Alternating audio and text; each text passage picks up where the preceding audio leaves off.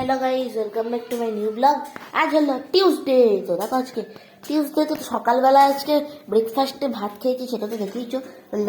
লাঞ্চে যেহেতু সকালে ভাত খেয়েছি, সেহেতু লাঞ্চে আজকে কিছু ভাত খাবো না। তো দেখো আজকে স্পেশাল রান্না হচ্ছে। কি হচ্ছে এটা? ঠেকুয়া। এটা হচ্ছে ঠেকুয়া, ছট পুজো স্পেশাল ঠেকুয়া। হি হি। এইখানে রয়েছে কাঁচা, এখানে হচ্ছে ভাজা, আর এইখানে রয়েছে পাকা।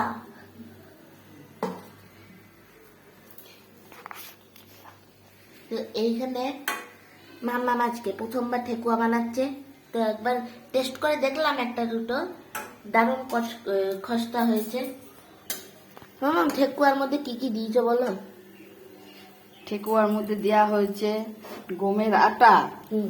সুজি, মৌরি, চীনাবাদাম, কিশমিশ, পাউডার দুধ, লিকুইড দুধ, লিকুইড গুড়, দুধ দিয়ে মাখা হয়েছে। গুড়, আর গুড়, আখের গুড় আখের গুড়। এখানে তোলা হচ্ছে দারুণ করে।